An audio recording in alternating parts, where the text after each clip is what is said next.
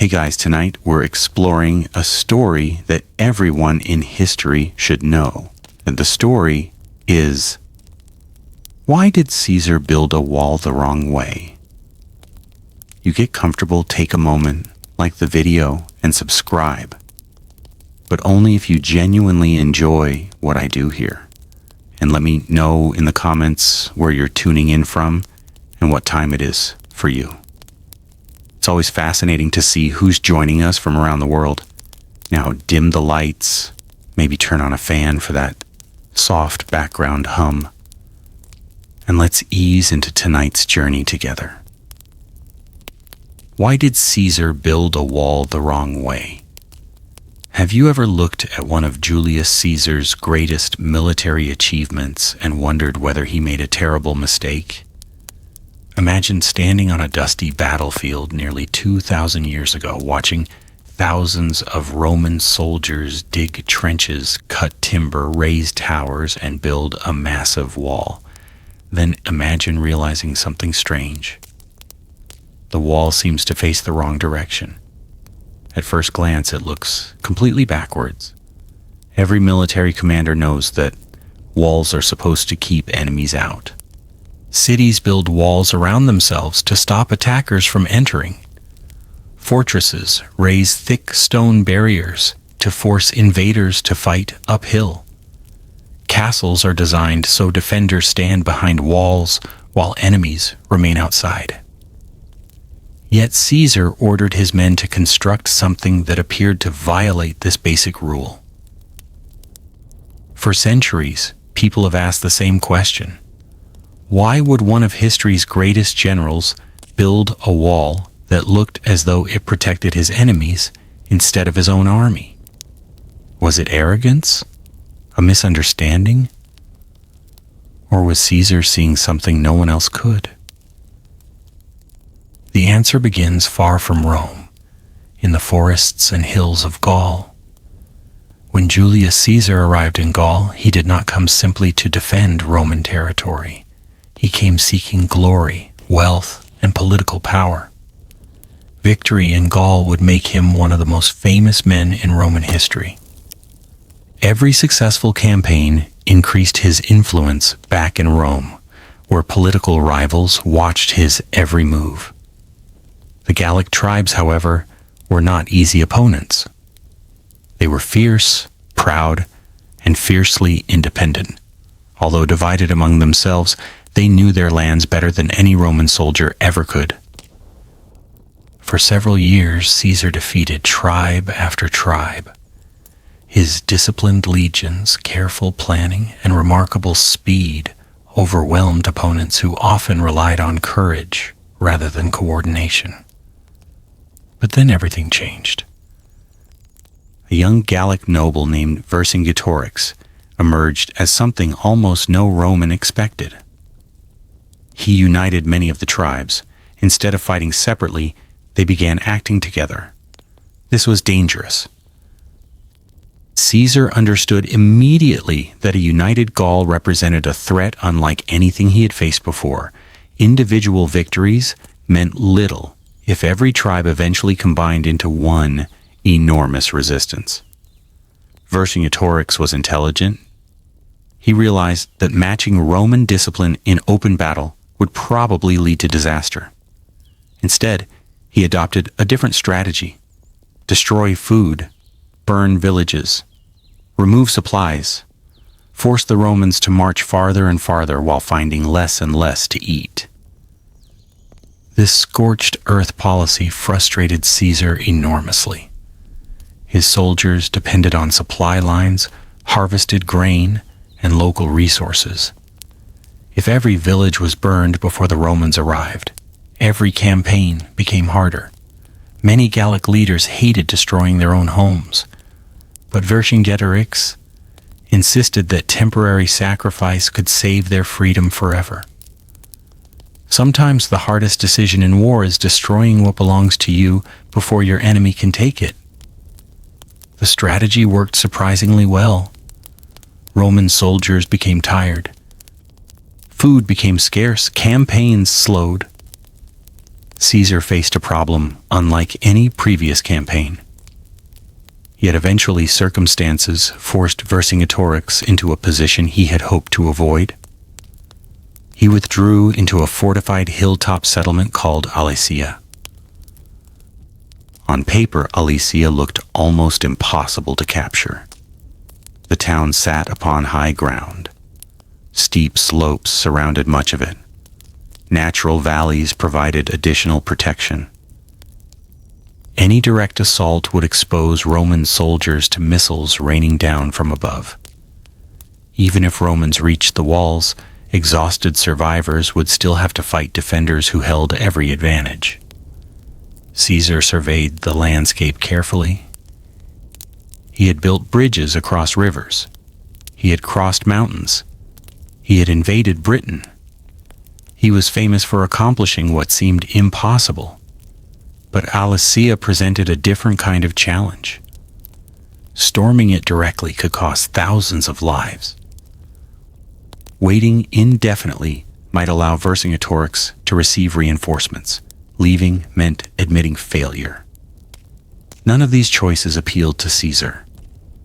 Great commanders often succeed not because they choose easy options, but because they invent new ones. Standing before Alesia, Caesar began thinking differently. Instead of attacking the fortress, what if the fortress itself became the prison? Rather than forcing Roman troops uphill against prepared defenders, perhaps the defenders could be trapped until hunger accomplished what swords could not. The idea sounds simple now. Surround the city, block every road, prevent anyone from entering or leaving. Eventually, supplies disappear, people weaken, resistance collapses, but carrying out this plan required extraordinary effort. The circumference around Alesia stretched for many miles. Every gap represented an opportunity for escape. Every weak point invited attack.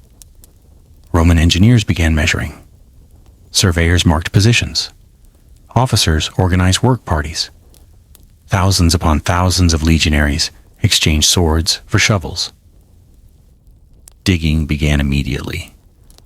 The first trenches appeared, then embankments, then wooden palisades, then towers overlooking the surrounding countryside. The project grew larger every single day. Some soldiers probably wondered whether they had become builders instead of warriors. Yet every hour spent constructing defenses saved lives later. Caesar understood something modern armies still appreciate. Preparation often wins battles before fighting begins. The first wall formed a complete ring around Alesia. Nothing entered, nothing escaped. Vercingetorix now found himself trapped inside. Food supplies immediately became precious. Every animal mattered. Every sack of grain became valuable. Every passing day favored Rome. But Caesar knew something even more important. The Gallic tribes would never abandon Vercingetorix. Somewhere beyond the horizon, thousands upon thousands of warriors were gathering. Eventually, they would march toward Alesia. When they arrived, Caesar's army would face enemies outside while defenders attacked from within. The Romans could become trapped between two enormous forces. This possibility terrified many commanders. Most generals would worry about being surrounded. Caesar planned for it. He made one of history's boldest engineering decisions. He ordered construction of a second wall. Not inside the first wall, outside it.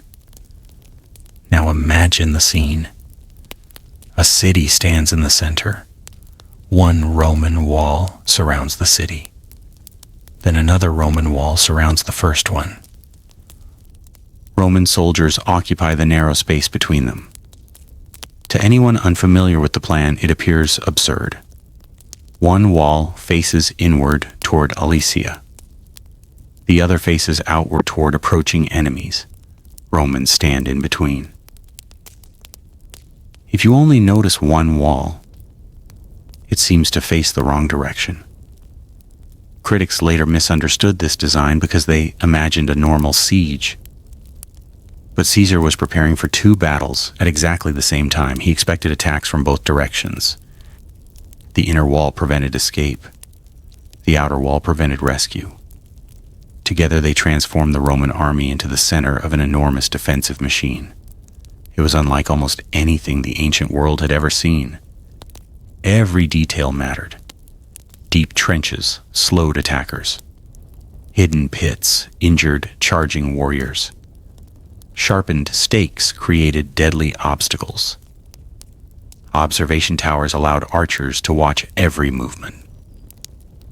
Signal systems connected distant positions. Reserves waited behind vulnerable sections. Nothing was accidental. Every obstacle bought time. Every delay exhausted attackers. Every minute increased Roman chances of survival. Caesar knew numbers alone would not decide the battle. Engineering could multiply the strength of disciplined soldiers. Meanwhile, conditions inside Alesia steadily worsened. Food disappeared. Animals were slaughtered. Hope faded. The defenders watched Roman construction continue day after day, realizing that escape became less likely with every sunrise. Yet they also trusted the relief army. Surely the united tribes would come. Surely tens of thousands of warriors would appear. Surely Rome could not withstand attacks from every direction. That hope kept resistance alive. Outside the walls, Caesar prepared patiently. His men finished towers. They strengthened gates. They sharpened weapons. They repaired armor. The waiting itself became another test. Soldiers often find waiting harder than fighting. Every distant dust cloud raised questions. Was the relief army finally arriving? Was battle only hours away? Or would another day pass quietly? Caesar never allowed uncertainty to become panic. He inspected positions personally. He encouraged soldiers. He adjusted defenses wherever weaknesses appeared. Confidence spreads through an army just as fear does. A calm commander creates calm soldiers. Soon scouts brought the news everyone expected. The Gallic relief force was approaching. Not hundreds, not thousands, perhaps tens of thousands. Some ancient writers claimed even larger numbers, though historians continue debating the exact size. Whatever the true figure, one fact remained obvious. A massive army was coming. Now Caesar's unusual wall would face its greatest test. Many people today ask why Caesar built his wall the wrong way. The truth is that he didn't. He built exactly the wall he needed for the battle he expected. He understood that the greatest danger wasn't simply the enemy inside Alesia. It was the combination of enemies inside and outside acting together. His solution was astonishingly simple in concept, yet incredibly difficult to execute. Instead of protecting one side, he protected both. And within days, one of the most extraordinary sieges in military history would begin. As dawn broke over the hills surrounding Alesia, an eerie silence settled across the Roman fortifications. The massive ring of walls, trenches, towers, and sharpened stakes stretched across the landscape like a giant scar carved into the earth. From a distance, it no longer looked like a temporary military camp. It looked like an entire city built in just a few weeks. Inside the walls, Vercingetorix waited. Outside the walls, somewhere beyond the hills, the greatest hope of Gaul was marching towards him. Caesar knew that the hardest part of the siege was about to begin. Building the walls had demanded strength. Defending them would demand endurance. Roman soldiers had already spent weeks cutting trees, hauling timber, digging trenches, and constructing miles of fortifications. Many had blistered hands instead of clean sword grips. Their muscles were exhausted before the real battle had even started. Yet not one legion was allowed to relax. Every tower was manned. Every trench was inspected. Every gate remained heavily guarded. Caesar had learned throughout his military career that enemies rarely attacked where commanders expected them to. They searched patiently for weak points. A single mistake could unravel months of preparation. He refused to allow that. Each morning he rode along the defensive lines. He inspected construction, he questioned officers, he watched soldiers practice rapid deployment, he checked supplies personally. His appearance alone boosted morale. Roman soldiers admired generals who shared their hardships. Caesar did exactly that. He did not hide behind distant headquarters. He walked through mud. He climbed unfinished towers. He examined sharpened stakes with his own hands. The men noticed. Confidence spread through the camps. Meanwhile, life inside Alesia became increasingly desperate. Food stores had never been intended to support such a long siege. The Gallic commanders counted every remaining sack of grain. Horses consumed valuable supplies. Animals that once represented wealth gradually became food. Meals became smaller. Families worried about children. Warriors who had once fought proudly now began wondering how long they could survive. Still, hope remained. Every day they climbed the walls, scanning distant hills. The relief army had to come. It simply had to. Vercingetorix understood that morale was as important as food. If his warriors believed rescue was certain, they could endure hunger far longer. He encouraged them constantly. He reminded them that Gaul had finally united. He insisted Caesar's army could never withstand attacks from every direction.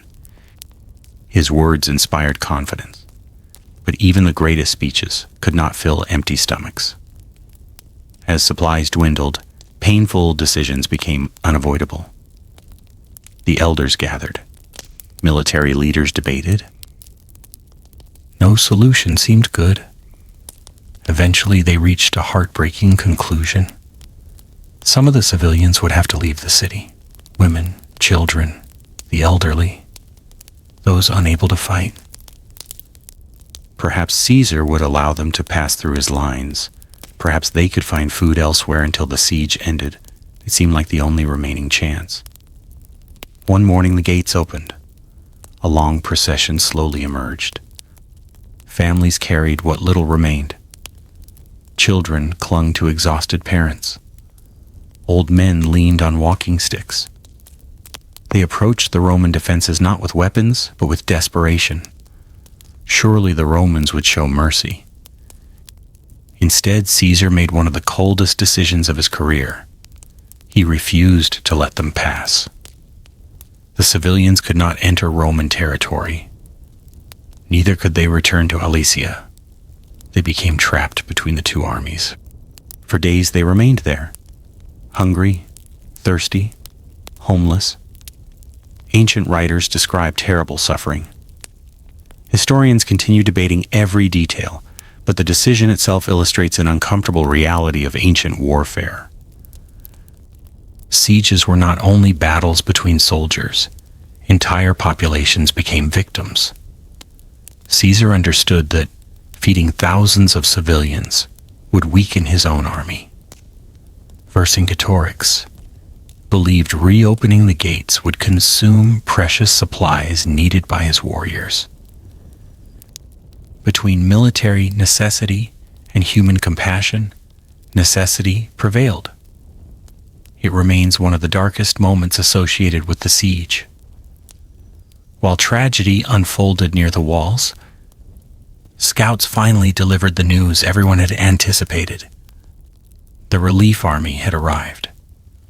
Dust clouds appeared first, then banners, then countless warriors spreading across the valleys surrounding Alesia. The united tribes had answered Vercingetorix's call. Ancient historians recorded enormous numbers. Modern historians debate the exact size, suggesting ancient figures were probably exaggerated. Even so, the force was unquestionably massive. For the first time during the campaign, Caesar's army appeared heavily outnumbered. Roman soldiers watched silently from their towers. Across the fields stood thousands of determined enemies. Behind them, inside Alesia, thousands more waited.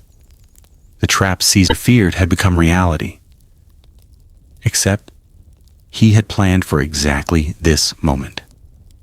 His army did not panic. Instead, every soldier moved to predetermined positions. Signals passed from tower to tower. Reserve units assembled. Archers prepared arrows, slingers filled their pouches, cavalry saddled horses. Everything happened with remarkable discipline. This was precisely why the second wall existed. To anyone approaching from outside, the Roman fortifications looked almost unbelievable. They expected a simple siege line. Instead, they discovered an enormous defensive system facing directly towards them. The outer wall stood ready. Deep trenches stretched before it. Hidden pits waited beneath loose branches. Sharpened stakes projected from the ground. Observation towers overlooked every approach. The Romans had not merely surrounded Alesia, they had transformed themselves into a fortress. Many Gallic warriors must have been astonished. How could an invading army become better defended than the city it was attacking? That question reveals Caesar's genius. He had reversed traditional expectations. Normally, attackers were exposed. Defenders enjoyed protection.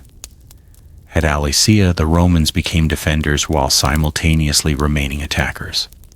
It was an extraordinary balance. The first assaults began cautiously. Gallic warriors advanced towards sections of the outer wall, searching for weaknesses. Roman missile troops responded immediately. Arrows darkened the sky. Sling stones struck advancing warriors. Javelins flew from behind wooden palisades. Attackers slowed. Some reached the trenches. There they encountered another problem. Crossing obstacles under enemy fire proved far harder than expected. Every trench forced them to stop. Every delay exposed them longer. Meanwhile, inside Alesia, Vercingetorix watched carefully. He knew timing mattered. If his warriors attacked too early, the Romans could concentrate entirely on defending against them. If they attacked too late, the relief army might already be exhausted. Communication between the two Gallic forces remained extremely difficult. No radios, no instant messages, only signals, smoke, fire, messengers risking capture. Even coordinating a simultaneous attack became an enormous challenge. Caesar recognized this weakness. His own legions relied upon standardized commands, experienced officers, and years of training. Roman discipline became one of his greatest weapons. The relief army eventually withdrew after probing Roman defenses. They had learned something important. The walls would not fall easily. A direct assault promised heavy casualties. New plans became necessary. Both sides spent the next day preparing. Romans repaired damage. Gauls searched for overlooked weaknesses. The battle had only begun. As darkness covered the hills, campfires flickered across the countryside. Inside Alesia, hungry defenders stared toward distant flames belonging to their allies. Outside, the relief army looked toward fires inside the city. Only Caesar's army stood between them. Yet those Roman fires burned calmly. Their commander remained confident. His soldiers trusted the walls, Their engineers trusted the construction. Their officers trusted Caesar. Confidence alone could not guarantee victory. But confidence combined with preparation created something far stronger than courage by itself. The coming days would test every trench, every tower, every sharpened stake, and every decision Caesar had made since arriving at Alesia. Only then would history discover whether the wall that appeared to face the wrong way was actually one of the greatest military ideas ever conceived. The following morning, the battlefield around Alesia came alive long before sunrise. Roman sentries standing atop the wooden towers could already hear movement in the darkness. Thousands of voices drifted across the valleys. Horses stamped the ground impatiently. Weapons clanged against shields as warriors prepared themselves for another day of fighting. No one needed to ask what was coming. Everyone knew. The relief army had spent the previous day studying Caesar's defenses. They had tested different sections of the Roman lines and discovered that a quick victory would be impossible. But they had also learned something else. No wall was completely perfect. Some sections crossed steep hillsides. Others passed through narrow valleys. Certain areas seemed more difficult for the Romans to defend than others. If enough warriors attacked one point at exactly the right moment, perhaps they could break through. That became the new plan. Inside Alesia, Vercingetorix reached the same conclusion. The Romans were too disciplined to defeat one battle at a time. The only hope was to force them into fighting two desperate battles simultaneously. If the defenders inside attacked while the relief army struck from outside, Caesar's soldiers would have no safe direction to retreat. They would be surrounded. Ironically, this had always been Caesar's greatest fear. It was also the exact reason he had ordered 2 walls instead of 1. The Roman commander had not built those fortifications because he expected an easy siege. He had built them because he expected the worst possible situation. Now that situation had arrived. As the first rays of sunlight crossed the hills, Roman trumpets echoed across the camps. Legionaries quickly gathered at their assigned positions. Every soldier already knew where he belonged. There was no confusion. Years of training had made movement almost automatic. A man who had spent months marching with his legion understood his place as naturally as breathing. That discipline separated Rome from nearly every opponent it faced. The Gallic tribes contained many brave warriors.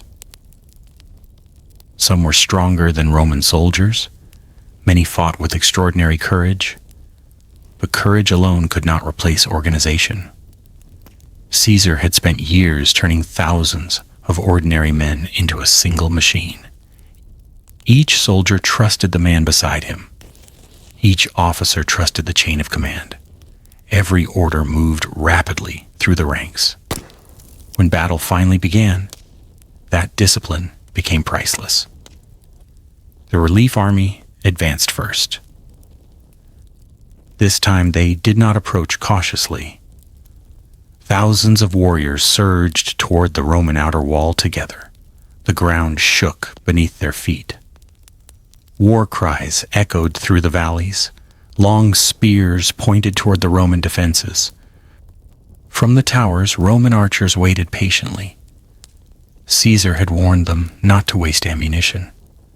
Every arrow had value. Every javelin mattered. Only when the attackers came within range did the command finally come. A storm of missiles exploded from the Roman lines. Arrows filled the sky. Heavy javelins crashed into advancing formations. Sling stones struck helmets with terrifying force. Yet the Gauls continued forward. Many reached the first trenches. That was exactly where Caesar wanted them. Crossing an open field under enemy fire was dangerous enough. Crossing deep trenches while carrying shields and weapons proved even worse. Men slowed. Some slipped. Others stumbled into hidden pits lined with sharpened stakes.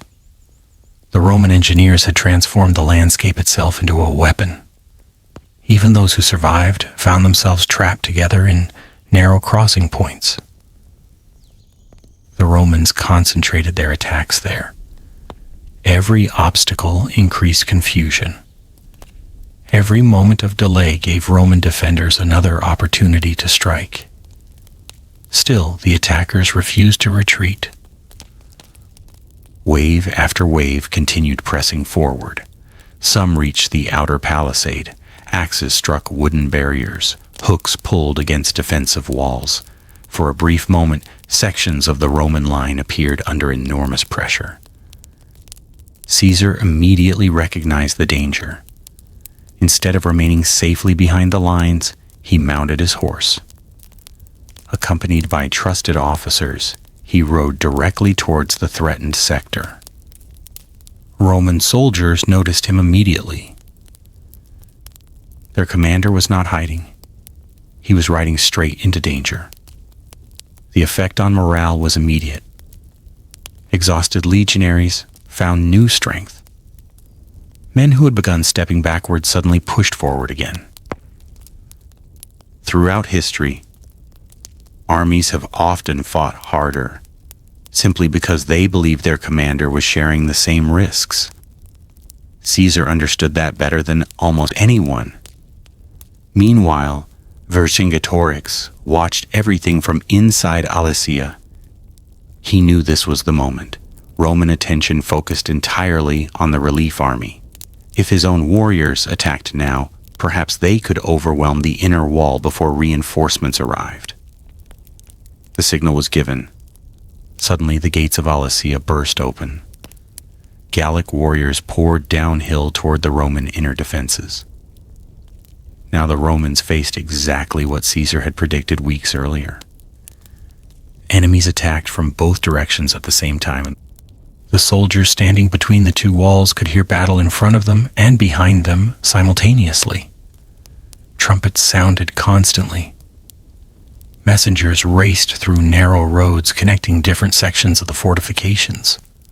Dust filled the air until visibility became difficult.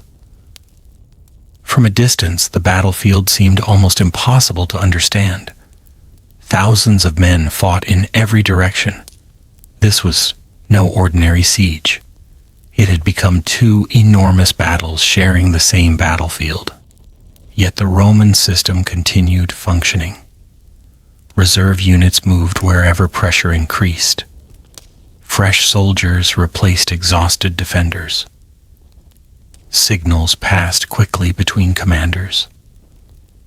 Because Caesar had prepared every section beforehand, the army reacted faster than its enemies expected. The Gallic attacks were courageous. Again and again, they reached the Roman walls. Again and again, they were forced back. Some warriors actually climbed parts of the fortifications. Hand-to-hand fighting erupted along wooden platforms. Swords flashed, spears broke, shields splintered under repeated blows. Roman engineers who only days earlier had been carrying shovels now fought beside veteran legionaries. Every available man defended the walls. The battle lasted for hours. By afternoon, both sides showed signs of exhaustion. The summer heat became another enemy. Heavy armor grew hotter with every passing hour. Water became precious. Wounded men cried out across the battlefield. Still, neither side achieved a decisive breakthrough. As evening approached, the relief army finally withdrew. Not because they lacked courage, because they had failed. The Roman defenses still stood. Inside Alesia, disappointment spread quickly. The defenders had expected their allies to break through. Instead, the walls remained intact. Food supplies continued shrinking. Time still favored Caesar.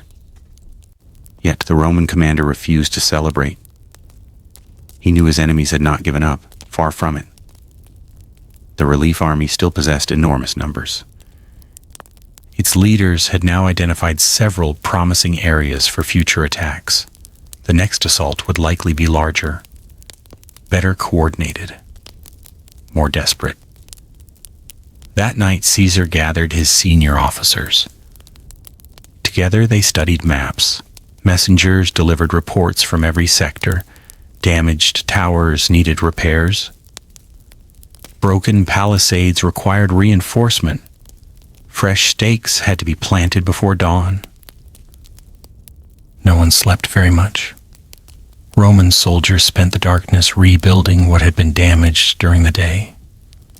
Some repaired trenches. Others strengthened gates. Carpenters replaced shattered timber. Blacksmiths worked without stopping, repairing weapons and armor. The entire army understood something important. Tomorrow could decide everything. If the relief army discovered a weak point, weeks of preparation might collapse in a single afternoon. But if the walls held once again, hope inside Alesia would begin disappearing completely. Caesar walked through the camps late that night. He spoke with ordinary soldiers. He thanked work crews still repairing defenses by torchlight. He reminded them why every repaired stake and every rebuilt section of wall mattered. Many later remembered that confidence. Caesar never pretended the battle would be easy. He simply convinced his men that they were prepared. And preparation often creates courage. Beyond the Roman lines, the Gallic commanders also planned through the night. They knew another direct assault would probably fail. A different strategy would be necessary. Somewhere around Alesia, hidden among the hills and forests, they believed there had to be one section of Caesar's remarkable wall that was weaker than all the others. If they could find it, everything might change. They had one final opportunity, and they intended to use it. Morning arrived with an uneasy calm. For the first time since the relief army had appeared, the battlefield was almost silent. No war cries echoed across the valleys. No shields crashed together. Even the Roman sentries noticed something unusual. The enemy wasn't moving. To many soldiers, the silence felt more frightening than battle itself. Caesar understood why. Experienced commanders knew that armies rarely remained inactive without a reason. Every quiet hour usually meant preparations were happening somewhere beyond sight. He ordered his scouts to ride farther than before. Light cavalry disappeared into the surrounding countryside, carefully watching every hill, every forest, and every valley. When they returned, their reports confirmed Caesar's suspicions. The Gallic commanders were planning something much larger. They had spent the previous night studying the Roman fortifications in remarkable detail. Captured prisoners had described the layout of the defenses. Scouts had measured distances. Local tribes familiar with the landscape had identified areas where the terrain favored attackers. One location stood out above all others. On the northern side of the Roman defenses, the ground became rough and uneven. Steep hills made construction more difficult. Deep ravines interrupted the line of fortifications. Although Caesar's engineers had done extraordinary work, nature itself limited what could be built. The Gallic leaders believed they had finally found the weak point. If thousands of warriors attacked there together, while Vercingetorix launched another assault from inside Alesia, perhaps the Roman walls would finally break. It was a risky plan. But at this stage, every plan carried enormous risks. Inside Alesia, conditions continued worsening. Food had become painfully scarce. The strongest warriors still received enough to fight, but many others survived on tiny portions. Horses had almost disappeared. Every remaining animal represented another meal. The people understood that rescue had to come soon. Otherwise, hunger would succeed where Roman swords had failed. Vercingetorix remained calm in front of his men. He continued walking along the defenses. He spoke confidently. He praised those who had defended the city. He reminded everyone that the Romans were exhausted too. In reality, both armies faced tremendous pressure. The Romans possessed food, but they were surrounded by enemies. The Gauls possessed numbers, but they were running out of time. The next battle would likely determine everything. As afternoon approached, Roman lookouts spotted movement in the distance. Not a few hundred warriors, thousands. Columns of Gallic soldiers emerged from forests and disappeared again behind hills. Some marched openly across the valleys. Others moved where Roman observers could barely follow them. It became obvious that this was not another probing attack. This was the main effort. Caesar immediately ordered every legion into position. Reserve units were moved closer to the northern defenses. Additional archers climbed the towers. Extra supplies of arrows and javelins were distributed. Medical stations prepared for heavy casualties. Every commander knew the attack was coming. No one knew exactly when. Then, just before sunset, the Gallic horns sounded. The entire countryside seemed to come alive. Thousands of warriors rushed toward the northern section of the Roman wall. Unlike previous attacks, they carried ladders. Bundles of branches filled the trenches. Large hooks were prepared to tear down wooden palisades. Some warriors even carried primitive siege equipment. They had learned from earlier failures. This time they intended to cross every obstacle as quickly as possible. At almost the same moment, Vercingetorix saw the signal. The gates of Alesia opened once more. His warriors stormed downhill toward the inner Roman wall. The timing was nearly perfect. For Caesar, the nightmare had become reality. His army faced overwhelming pressure from both directions. Roman trumpets echoed continuously across the hills. Messengers raced between commanders. Orders changed from minute to minute. The battle spread across miles of fortifications. Everywhere men fought desperately. At the northern defenses, the Gallic attack quickly became the fiercest of the entire siege. Branches filled sections of the trenches. Ladders slammed against wooden walls. Warriors climbed, while arrows rained down from above. Roman defenders pushed ladders away with long poles. Some poured stones onto attackers below. Others fought hand to hand wherever the enemy reached the top. The air filled with dust, smoke, and the constant noise of battle. Visibility became so poor that soldiers sometimes recognized friend from foe only at the last moment. Caesar moved constantly. He refused to remain in one place. Whenever reports described heavy fighting, he rode there personally. His famous red cloak made him easy to recognize. Roman soldiers immediately knew their commander had arrived. The psychological effect was enormous. Men who believed they could hold for only a few more minutes suddenly found strength to continue. Leadership mattered, not because one man could fight thousands, but because one man's confidence could inspire thousands. Even so, the northern defenses began showing signs of collapse. The attackers had chosen well. The terrain limited Roman visibility. Several towers stood farther apart than usual. Some trenches had become partially filled with branches and earth during the assault. For the first time since the siege began, Gallic warriors established small footholds near the Roman walls. Officers sent urgent messages to Caesar.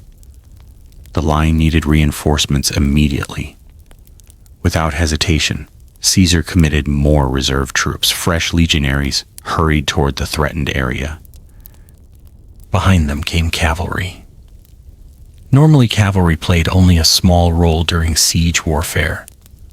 But Caesar believed speed now mattered more than tradition. The horsemen dismounted and joined the infantry. Every available soldier became part of the defense. Meanwhile, inside Alesia, Vercingetorix pressed harder than ever before.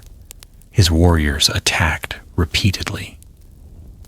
Several groups almost succeeded in breaking through sections of the inner wall. Roman defenders found themselves fighting with incredible desperation. Some battled for hours without rest. Others picked up weapons from fallen comrades after their own broke. There was no opportunity to withdraw. No safe place remained.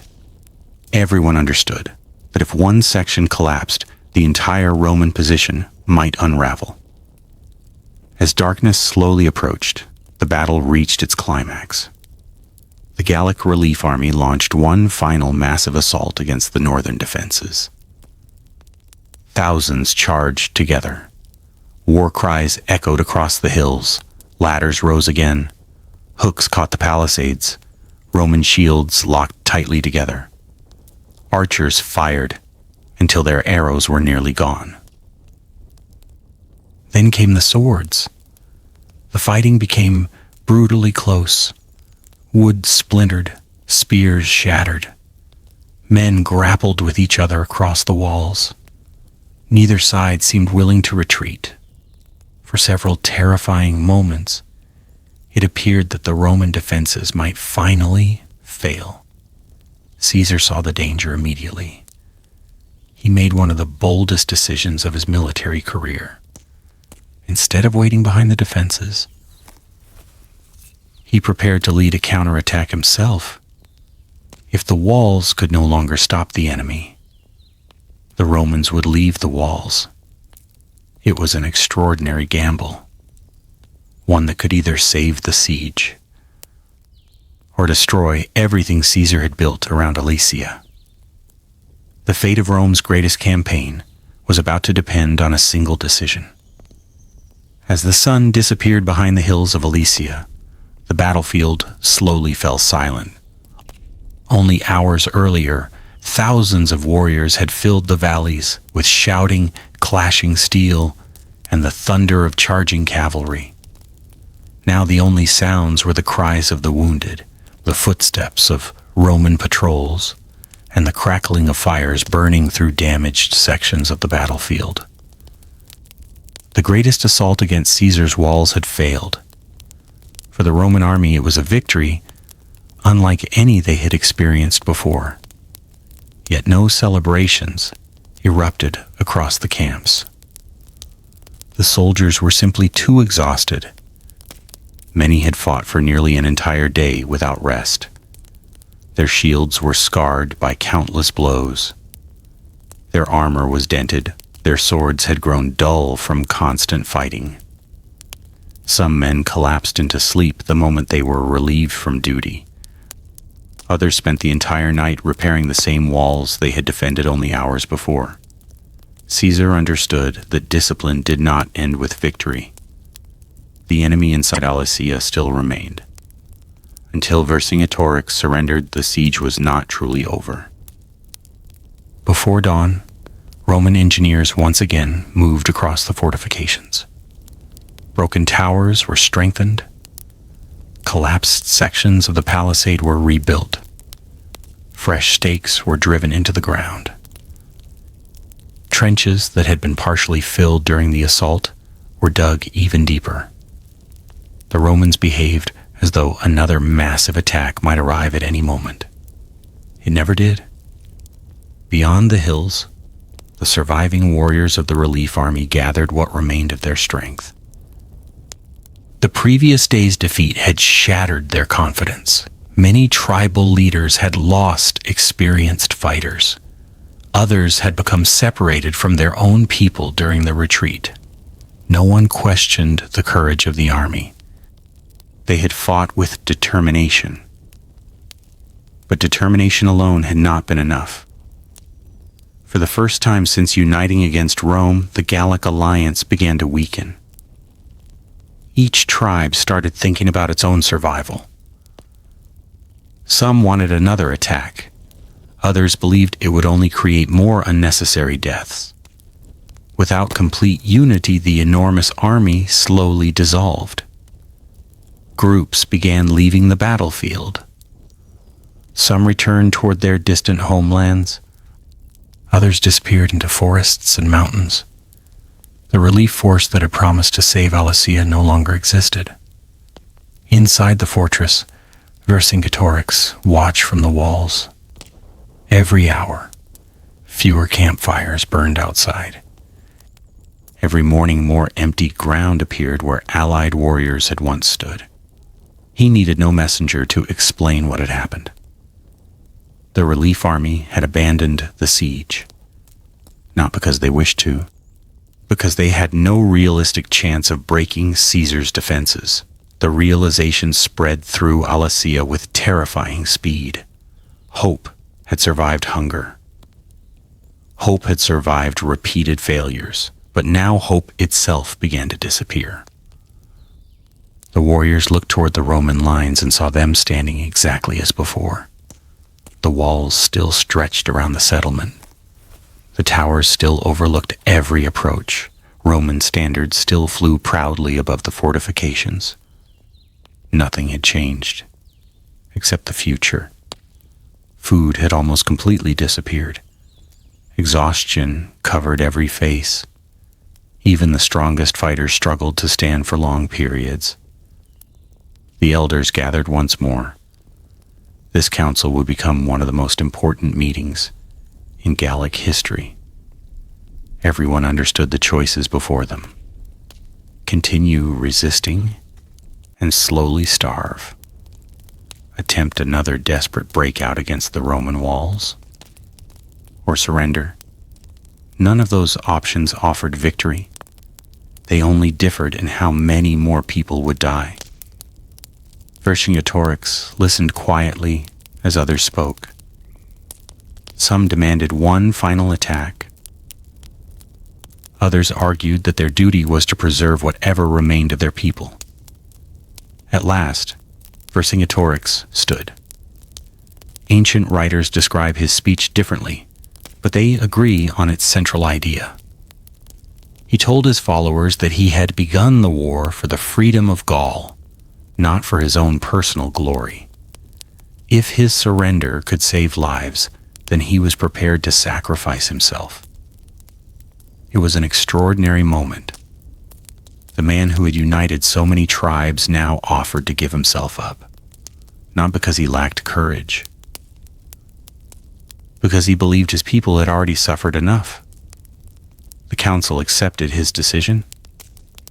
The following day, preparations for surrender began. Outside the walls, Caesar waited. He had expected this moment. Still, he remained cautious. A cornered enemy can remain dangerous until the very end.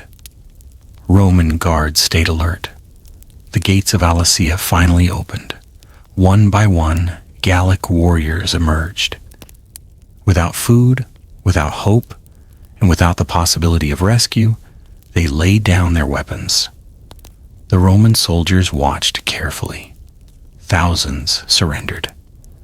The siege that had consumed weeks of labor and days of brutal fighting had finally ended. Then came the moment that history would remember forever. Vercingetorix rode out to meet Caesar. Ancient accounts describe the scene with dramatic detail. Mounted on his horse, wearing his finest armor, the Gallic leader approached the Roman commander. He circled Caesar slowly, then he dismounted. He removed his weapons. Finally, he surrendered himself. Whether every detail happened exactly as later writers described remains uncertain. Ancient historians often added dramatic touches to memorable events, but the surrender itself is beyond doubt. The greatest leader of the Gallic resistance had fallen into Roman hands. The siege of Alesia was over.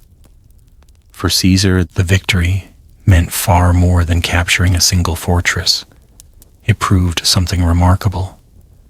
An army that appeared hopelessly outnumbered had defeated enemies attacking from two directions at once, not because the Romans possessed more soldiers, not because they enjoyed better terrain, but because Caesar had anticipated the problem before it happened. That is why the famous walls mattered so much. People sometimes ask why Caesar built his wall facing the wrong direction. The truth is almost the opposite. He understood that there was no single direction. There were two. One enemy stood inside Alesia. Another waited outside. Building only one wall would have been the real mistake. His double fortification transformed an invading army into a fortress. It allowed disciplined soldiers to defend themselves while continuing the siege. It remains one of the most brilliant examples of military engineering in ancient history. The victory also changed Caesar himself. News of Alesia spread rapidly throughout the Roman world. Supporters praised him as Rome's greatest general. His enemies in Rome became even more fearful of his growing popularity. Every successful campaign increased his influence. Every victory made him more difficult to control. The political consequences would soon become enormous. The conquest of Gaul was nearly complete. Millions now lived under Roman authority. Vast new territories belonged to Rome. Caesar's wealth increased. His reputation became legendary. But success often creates new dangers. The Senate in Rome watched these victories with increasing concern. Some senators admired Caesar. Others believed he had become too powerful.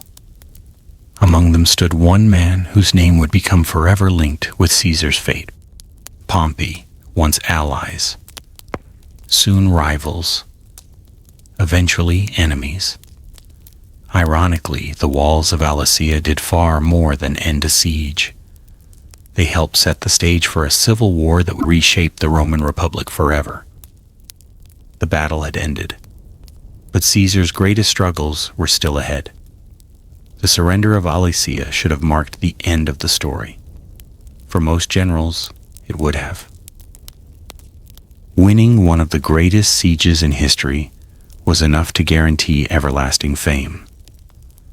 Many commanders would have returned home, accepted honors, celebrated triumphs, and spent the rest of their lives telling stories about their greatest victory. Julius Caesar was not like most generals. For him, every victory created another challenge. As Roman soldiers dismantled parts of their temporary camps around Alesia, they understood they had witnessed something extraordinary. Few armies in history had survived attacks from both inside and outside a siege at the same time. Even fewer had won. The soldiers talked constantly about the walls. Some remembered how impossible the construction had seemed during the first days. Others laughed at how exhausted they had become digging trenches instead of fighting. At the time, many had wondered whether all that hard labor was really necessary. Now they knew. Every trench had mattered. Every tower had mattered. Every sharpened stake had mattered. Most importantly, the second wall, the one that appeared to face the wrong direction, had saved the army. Without it, the relief force would have attacked Roman camps directly. The Romans would have been forced to abandon the siege and fight in the open. Instead, the enemy found itself attacking prepared fortifications. Caesar had changed the battlefield before the battle even began. That ability separated him from ordinary commanders. Many leaders reacted to problems. Caesar preferred solving them before they happened. It was not luck. It was preparation. Throughout his campaigns, he constantly asked one question. What is the worst thing my enemy could do? Once he imagined the worst possibility, he prepared for it. At Alesia, the worst possibility was obvious. A powerful army arriving to rescue the defenders. So he built a second wall. Simple in theory, extraordinary in execution.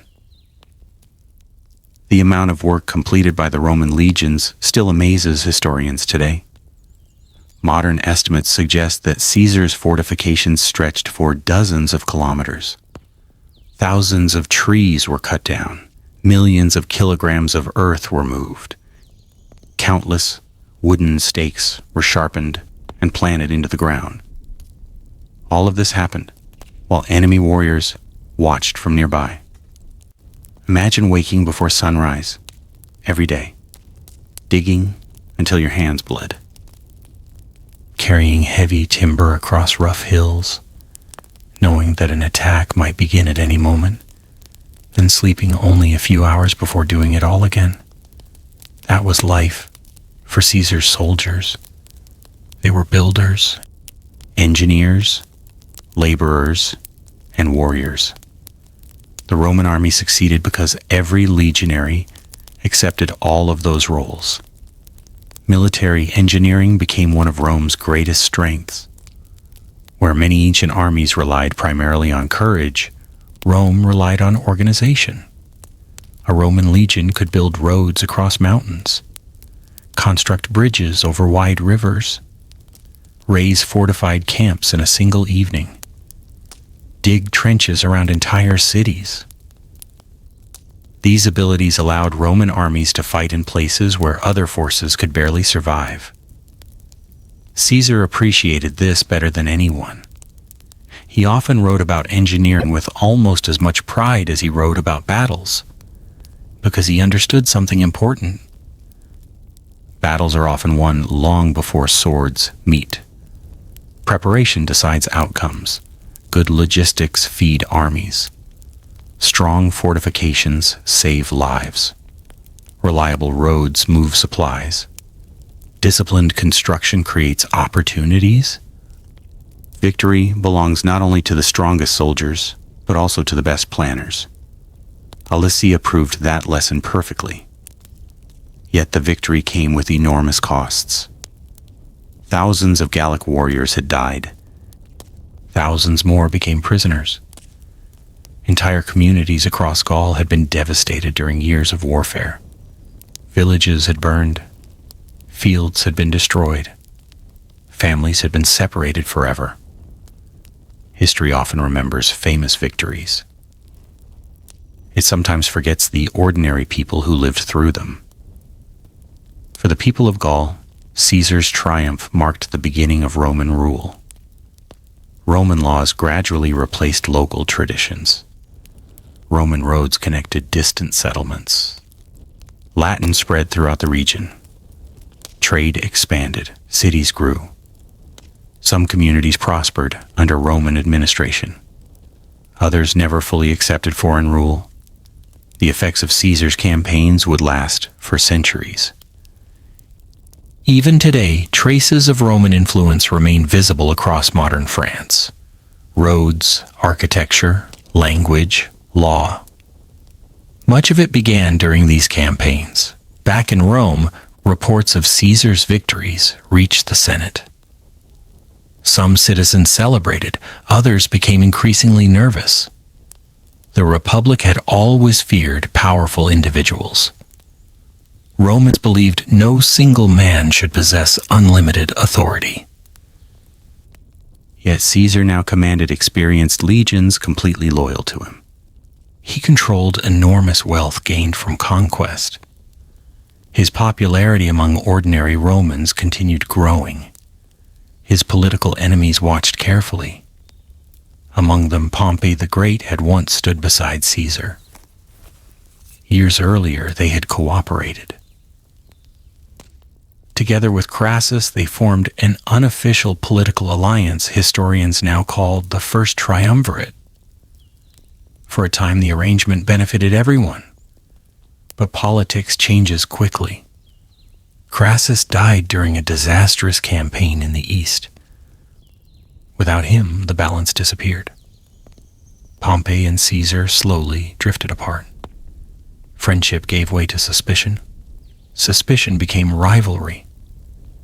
Every new victory in Gaul made Caesar stronger. Every report arriving from Alesia increased concern among senators. Some began asking dangerous questions. If Caesar could defeat the united tribes of Gaul, who could stop him if he ever marched on Rome? Caesar probably understood these fears. He knew success created enemies as well as admirers. Returning home without political protection could expose him to prosecution by hostile senators. Remaining with his army increased suspicion. Every option carried risks. Ironically, the walls at Alesia had trapped Vercingetorix. Soon, politics would trap Caesar. The military genius who had surrounded an enemy city would eventually find himself surrounded by political opponents. His greatest challenge would no longer come from foreign warriors. It would come from fellow Romans. Looking back across history, Alesia stands as more than a military victory. It represents the moment when Caesar reached the height of his reputation as a commander. Everything afterward became larger. Greater victories, greater power, greater dangers, and greater consequences. The question that began this story still fascinates people today. Why did Caesar build a wall that looked backward? Because he refused to think like everyone else. Where others saw a siege, he saw 2 battles. Where others expected 1 enemy, he prepared for 2. Where others trusted courage alone, he trusted planning. His walls were never backward. They were simply designed for a future that only he had fully imagined. And that ability to prepare for tomorrow instead of reacting today is one of the reasons Julius Caesar remains one of history's most studied military commanders. Yet his greatest triumph on the battlefield would soon lead him toward an even more dangerous battlefield: the streets of Rome itself. The victory at Alesia echoed across the Roman world. Messengers carried the news from Gaul to Italy as quickly as horses could travel. Every major town heard the same remarkable story. Julius Caesar had defeated the united tribes of Gaul. He had trapped an entire army inside a fortress while simultaneously defeating another army outside it. To many Romans, it sounded almost impossible. How could one army survive attacks from 2 directions? How could walls built by attackers become stronger than the walls of the city they were attacking? The answer was simple. Caesar had changed the rules. For centuries before Alesia, military commanders generally thought about fortifications in one way. Walls protected defenders. Attackers remained exposed. Caesar reversed that idea. Instead of exposing his own soldiers while surrounding a city, he turned his army into a moving fortress. It was a concept so effective that military engineers would study similar ideas for centuries. Even today, historians continue examining the siege because it demonstrated something timeless. Preparation can defeat superior numbers. Many people assume that great battles are won by larger armies. History repeatedly proves otherwise. Training matters, leadership matters, discipline matters. But perhaps nothing matters more than understanding your opponent before the battle begins. That was Caesar's greatest strength. He tried to think like his enemy. When he looked at Alesia, he did not ask only one question. How do I capture the city? Instead, he asked another. What will the enemy try to do after I surround it? The answer was obvious. They would send help. Most commanders would have waited until that help arrived before deciding how to respond. Caesar built his response before the relief army even existed. That difference changed everything. Throughout history, successful generals often shared this habit. They imagined future problems instead of focusing only on present ones. Caesar mastered that way of thinking. His soldiers noticed it as well. Many veterans later believed they trusted Caesar because he rarely seemed surprised. Unexpected events happened constantly during campaigns. Storms destroyed bridges, supplies arrived late. Enemy forces appeared in unexpected places. Yet Caesar almost always had another plan. If one approach failed, another was already waiting.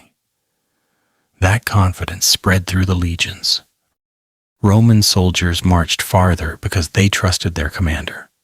They fought harder because they believed he understood the battlefield better than anyone else. Trust became one of Caesar's most powerful weapons.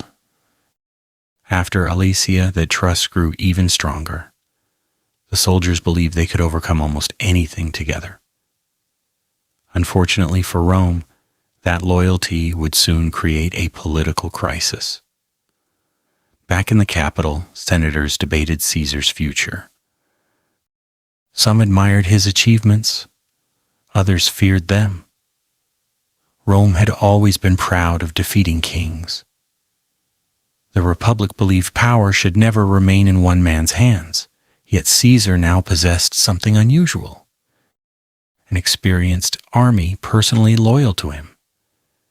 Enormous wealth collected from years of conquest.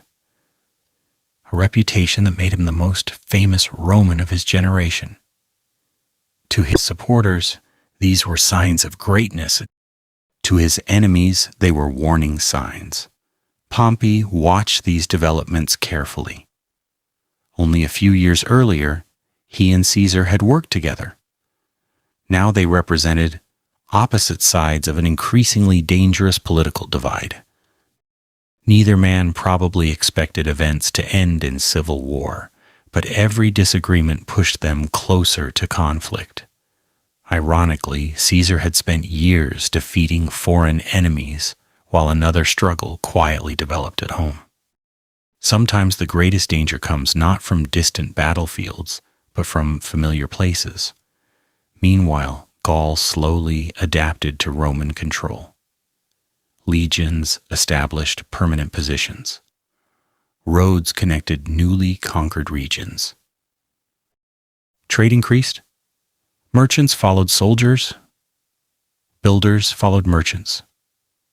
Roman influence spread steadily across the landscape. Some Gallic communities accepted these changes. Roman citizenship offered opportunities. Trade brought prosperity. Military service created new careers. Others never forgot the years of resistance. Stories about Vercingetorix continued to circulate. For many people, he remained a symbol of independence. History often remembers both the victor and the defeated. Caesar became famous for winning.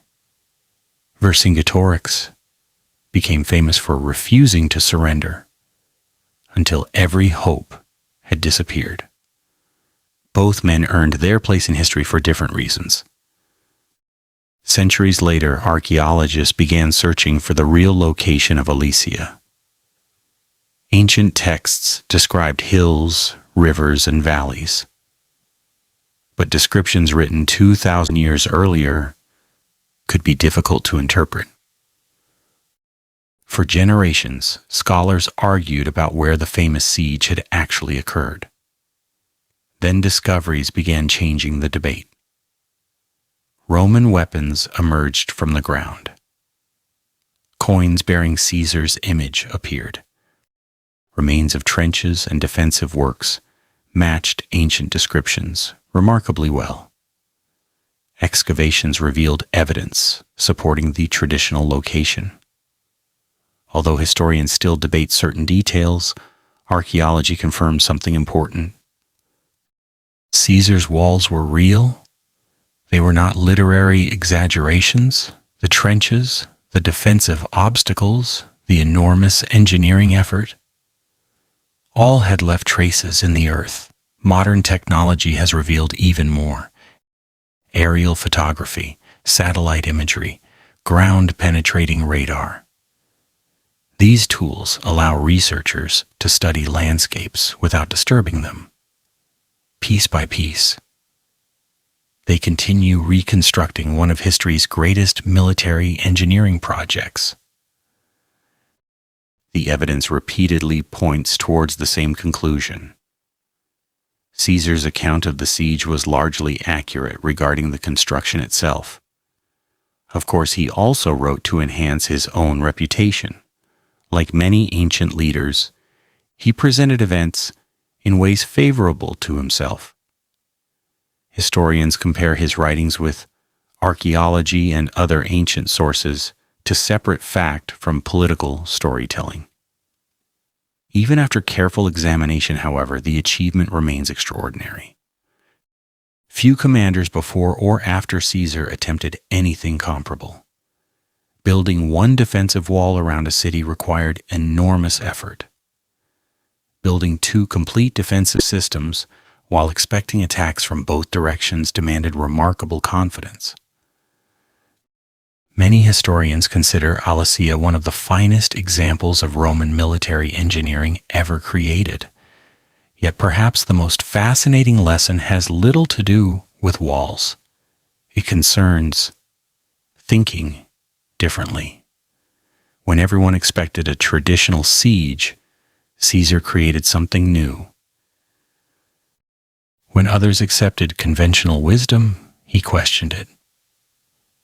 Innovation often appears strange at first.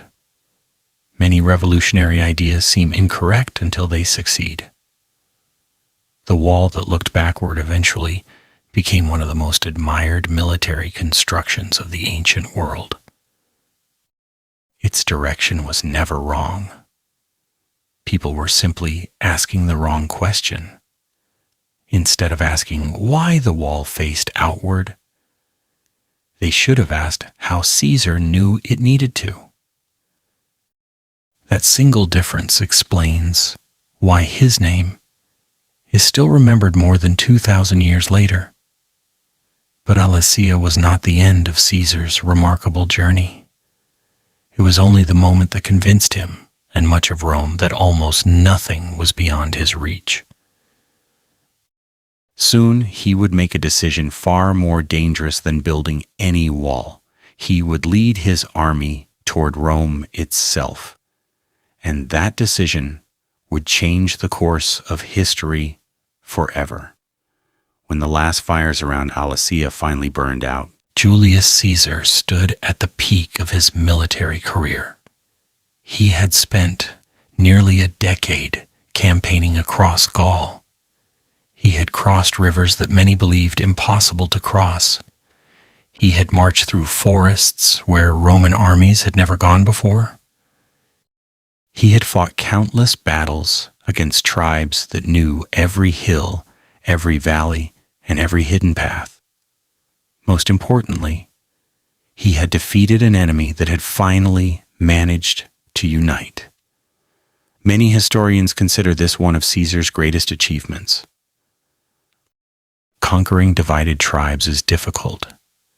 Defeating a united nation is something else entirely. At Alesia, Caesar proved that planning, discipline, and engineering could overcome overwhelming numbers. The victory transformed him from a successful general into a legend. But legends often create fear. Back in Rome, senators studied every report arriving from Gaul. The victories sounded impressive, perhaps too impressive. Every dispatch described another success, another conquered tribe, another captured fortress, another expansion of Roman territory. At first, these victories made Caesar popular. Later, they made him dangerous. Rome had a long tradition of rewarding successful generals. Victorious commanders were granted triumphs, public celebrations, and political influence.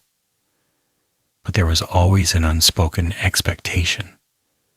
Eventually, they laid down their command. Eventually, they returned to being ordinary citizens. Caesar's situation was different. His army had followed him through years of hardship. The men admired him deeply. Many believed they owed their wealth and success to his leadership. This loyalty worried Caesar's political rivals more than his military victories. An army devoted to its commander could become a powerful political force. The Senate understood history. They remembered earlier generals who had used military success to gain political control. They feared Caesar might become the next. Whether those fears were justified remains a subject of debate. Some historians believe Caesar wanted only protection from political enemies. Others argue he had already begun imagining a far greater future. Whatever his intentions, distrust continued growing. Meanwhile, the Roman soldiers slowly left the battlefields of Gaul. Many carried scars that would remain for life, others carried stories. They spoke about endless marches through forests, about winter camps surrounded by snow, about impossible bridges built in days, about ships sailing toward Britain, and always they returned to Alesia. Among veterans, the siege became almost legendary. New recruits listened with amazement. How could one army build 2 walls around an enemy city? How could they survive attacks from inside and outside at the same time? The older soldiers would smile. Then they would explain, it wasn't just the walls. It was Caesar. That answer reflected something deeper than admiration. It reflected trust, earned over years of shared hardship. Leadership is difficult to measure. It cannot be counted like soldiers. It cannot be weighed like gold. Yet history repeatedly shows its importance. Under different leadership, the same Roman army might have abandoned the siege. A less experienced commander might have panicked when the relief army appeared. Another general might have attacked Alesia directly, sacrificing thousands of soldiers.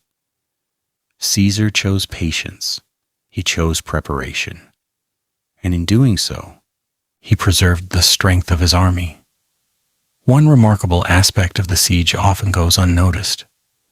Caesar never relied upon a single brilliant idea. The double wall receives most of the attention, but the walls alone would not have guaranteed victory. Everything worked together. The trenches slowed attackers. The hidden traps disrupted formations. The towers provided observation. The roads behind the defenses allowed rapid movement of reinforcements. The reserve forces responded wherever pressure increased. Messengers carried orders quickly. Officers maintained discipline. Every part supported every other part. This reflected one of Caesar's greatest strengths. He understood systems. Many commanders focused on individual battles. Caesar focused on the entire campaign. He considered supplies, roads, engineering, morale, weather, communication, intelligence. Every detail mattered. Small advantages combined into enormous victories. That philosophy influenced Roman military thinking for generations. Future commanders studied his campaigns carefully. His writings became military textbooks. Centuries later, officers across Europe continued reading his accounts, not because they expected to fight exactly like Romans, but because the principles remained useful. Know your enemy, prepare thoroughly, move quickly, maintain discipline, think several steps ahead. These lessons remain relevant even today. Archaeologists continue uncovering evidence supporting Caesar's descriptions. Excavations have revealed Roman camps, weapons, coins, defensive ditches. Even the locations of some ancient traps have been identified. Every discovery reminds us that Alesia was not merely a story. It happened. Real men dug those trenches. Real soldiers defended those walls.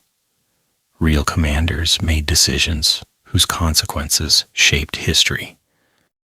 Of course, Caesar also understood the importance of storytelling. After his campaigns, he wrote the Gallic Wars. The book described his victories in clear, straightforward language. Interestingly, he wrote about himself in the third person. Instead of saying, "I ordered the walls to be built," he wrote, "Caesar ordered." This style made the narrative appear more objective. Yet it also allowed him to shape public opinion. He presented himself as calm, rational, prepared, successful.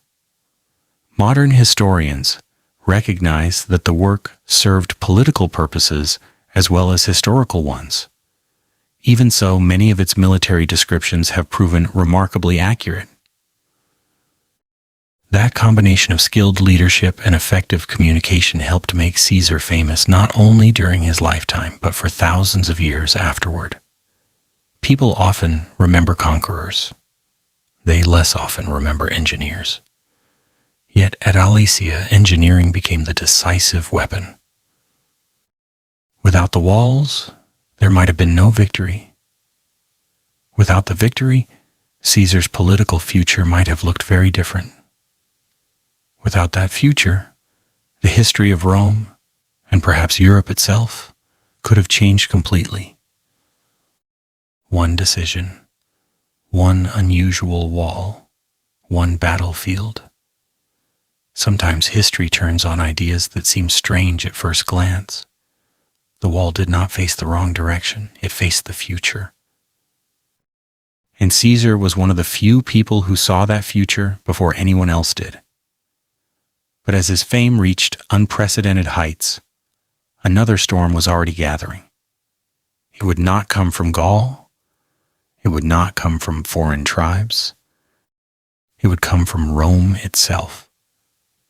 And no wall, no matter how brilliantly designed, could keep that conflict out. By the time the siege of Alesia had ended, Julius Caesar was no longer just another Roman general. He had become something much larger. His name inspired admiration among soldiers, fear among his enemies, and endless discussion throughout Rome. Every messenger arriving from Gaul seemed to carry another unbelievable story. Bridges built across mighty rivers in days, entire tribes defeated in a single campaign, expeditions to Britain, and finally the astonishing victory at Alesia. To ordinary Romans, these stories sounded almost mythical. But behind every victory stood years of relentless preparation. Many people imagine ancient battles as moments of sudden courage, where everything depended on the clash of swords. The reality was very different. Roman victories were usually built long before the first attack. Every march was carefully planned. Every supply wagon counted, every road surveyed, every camp fortified before sunset. Even after marching for hours, Roman soldiers did not simply sleep wherever they stopped. The first task was always construction. They dug defensive ditches, raised earthworks, built wooden palisades, organized entrances, assigned guard posts. Only after the camp was secure did they prepare food or rest. This routine seemed exhausting. Many enemies laughed when they first watched the Romans digging instead of relaxing.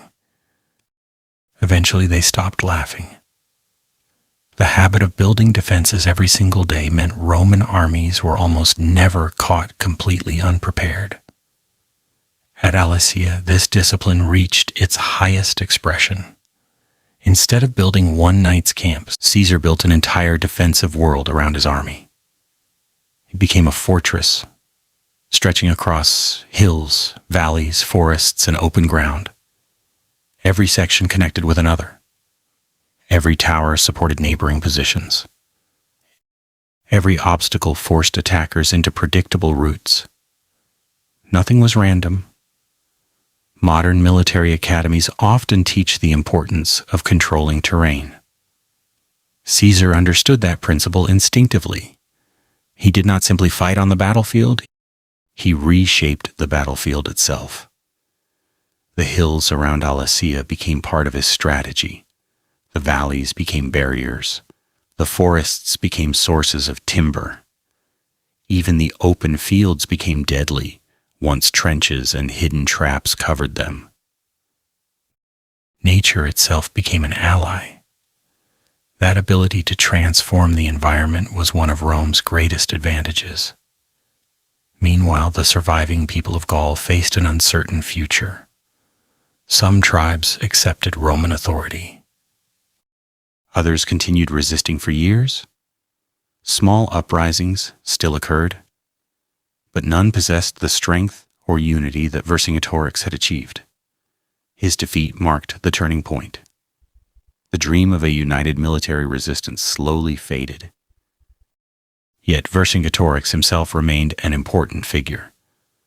Caesar did not execute him immediately. Instead, he was taken to Rome as a prisoner. For years, he remained alive in captivity. His fate reflected another Roman tradition. Victorious generals celebrated triumphs through the streets of Rome. Captured kings and famous enemies marched in chains before cheering crowds. These displays demonstrated Roman power to everyone watching. Eventually, after Caesar celebrated his triumph, Vercingetorix was executed. His life ended far from the hills where he had once united Gaul. Even in defeat, however, his reputation survived. Today, many people remember him as one of the earliest national heroes of France. History often honors those who fought bravely, even when they lost. Caesar understood that worthy opponents increased the value of his own victories.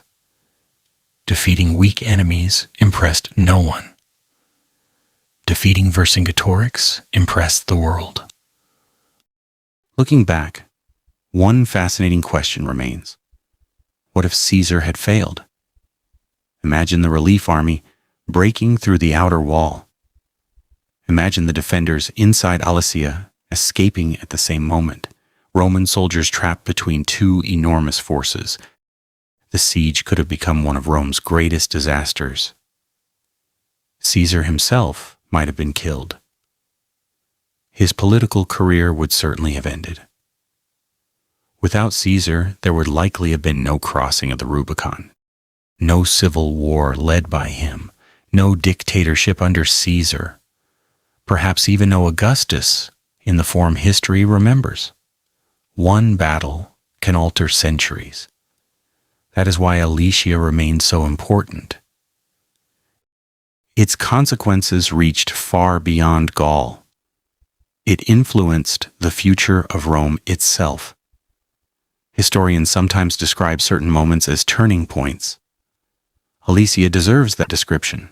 The victory completed the conquest of Gaul. It elevated Caesar's prestige to extraordinary heights, and it increased the fears of those waiting for him in Rome. Ironically, the same success that made Caesar famous also made him vulnerable.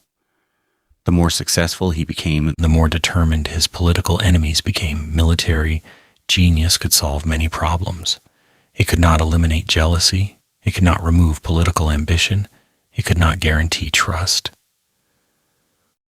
The walls around Alesia had protected Caesar's army from outside enemies. Soon he would face enemies who wore Roman togas instead of Gallic armor. Those opponents would prove far more complicated. Centuries have passed since Roman soldiers dug those famous trenches. Wind and rain have softened the landscape. Forests have grown where armies once stood. Fields now cover places where thousands fought for survival. Visitors walking through the region today often find it difficult to imagine the scale of the siege. Yet beneath the soil, archaeology continues revealing its story. Fragments of weapons, pieces of armor, ancient coins, defensive ditches. Each discovery reminds us that history is not merely written in books. Sometimes it waits patiently beneath our feet. Perhaps the greatest lesson from Alesia has nothing to do with ancient warfare. It is a lesson about thinking differently. When everyone expected one kind of battle, Caesar prepared for another. When others focused on today's danger, he planned for tomorrow's. Innovation often appears strange before it succeeds. People mocked ideas they did not yet understand. Then those ideas changed history. The wall never faced the wrong direction. It faced exactly where Caesar believed the greatest danger would come from, and history proved him right. Yet his greatest gamble was still ahead. The walls of Alesia had secured his military legacy. The banks of a small Italian river would decide his political destiny. The victory at Alesia was more than the end of a siege. It was the beginning of a new chapter in Julius Caesar's life. For nearly 10 years, he had lived as a commander on distant frontiers. His world had been filled with marching legions, military camps, scouting reports, and battle plans. Every sunrise brought another decision. Every sunset ended with another fortified camp rising from the earth. War had become his daily routine. Rome, however, had changed while he was away. Political alliances had collapsed. Old friendships had disappeared. New rivalries had taken their place. The republic that Caesar had left behind was no longer the same republic waiting for his return. Many senators believed Caesar had already become too powerful. Every report from Gaul seemed to confirm their fears. He possessed experienced legions. He had enormous wealth. His popularity among ordinary Romans continued growing with every victory. For ambitious politicians in Rome, this combination looked dangerous. Caesar understood the situation perfectly. He knew that military success alone could not protect him forever. Roman politics could be every bit as ruthless as the battlefields of Gaul, sometimes even more so. Throughout Roman history, successful generals had often faced accusations once they surrendered their commands. Political enemies searched constantly for opportunities to weaken their rivals. Caesar believed that if he returned to Rome without his army, those enemies would immediately prosecute him. Whether those fears were completely justified remains debated. But Caesar certainly believed they were real. That belief shaped everything that followed. Meanwhile, his soldiers celebrated the end of years of campaigning. Many had joined the army as young men. Now they were seasoned veterans. Their experience made them among the finest soldiers anywhere in the ancient world. Years of constant marching had strengthened them. Years of engineering projects had taught them discipline. Years of battle had taught them confidence. Most importantly, they trusted one another. That trust could not be created overnight. It came from shared hardship, shared victories, shared dangers, every bridge built together, every winter endured together, every battlefield survived together. Alesia became one more memory connecting them forever. Many veterans later described the siege as unlike anything they had ever experienced. Not because it was the bloodiest battle, but because it demanded every skill the Roman army possessed. Engineering, discipline, logistics, leadership, endurance, courage. Without any one of those qualities, the siege might have failed. That is one reason historians continue studying Alesia today. It demonstrated how Roman success depended upon far more than battlefield bravery. Caesar often emphasized this point in his writings. He admired courage, but he valued preparation even more. To him, courage without planning wasted lives. Planning without courage accomplished nothing. The two had to work together. The walls around Alesia represented that philosophy perfectly. Many people focus only on their unusual direction. Few stop to consider the incredible effort required to build them. Imagine the daily routine. Before sunrise, work parties assembled. Axes cut down trees across nearby forests. Others dug trenches through rocky ground. Carpenters shaped timber into towers. Engineers measured distances with remarkable precision. Officers supervised construction. Guards protected the workers.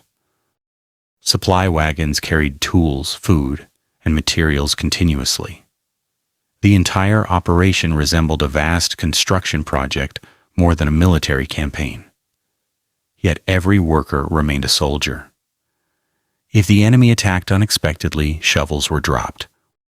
Weapons were picked up. Builders instantly became defenders. Few ancient armies could match that flexibility.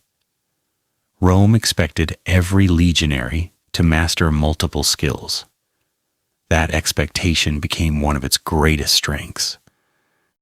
Centuries later, military engineers would still admire the efficiency of Roman construction: straight roads, strong bridges, reliable camps, permanent fortifications. The empire expanded not only through conquest, but also through infrastructure. Every road connected provinces, every bridge improved communication, every fortress strengthened control. Alesia reflected this broader Roman approach. Victory depended as much on organization as on combat. Historians often compare Caesar with other famous commanders. Alexander the Great inspired soldiers through bold attacks. Hannibal achieved astonishing victories through tactical brilliance. Caesar combined battlefield leadership with engineering, logistics, and political skill. Each possessed unique strengths. What made Caesar exceptional was his ability to unite many talents within one campaign. At Alesia, he became strategist, engineer, administrator, diplomat, and battlefield commander simultaneously. Very few leaders have demonstrated such versatility. Modern archaeological research continues supporting many details recorded in ancient accounts. Excavations have uncovered sections of Roman defensive works, matching descriptions written more than 2,000 years ago. Weapons have been found where fierce fighting occurred. Coins left behind by Roman soldiers help identify different camps. Even traces of ancient traps have survived beneath the soil. These discoveries remind us that history is not merely legend. Real people stood on those hills. Real decisions shaped their lives. Real consequences changed the future of Europe. One of the most remarkable aspects of Caesar's career is that he rarely accepted conventional thinking. Others believed walls belonged to defenders. He built walls for attackers. Others believed numbers guaranteed victory. He relied on preparation. Others reacted to events. He anticipated them. This habit of questioning accepted ideas appears repeatedly throughout history. Innovation often begins with someone asking a simple question: what if everyone else is wrong? At Alesia, Caesar asked that question.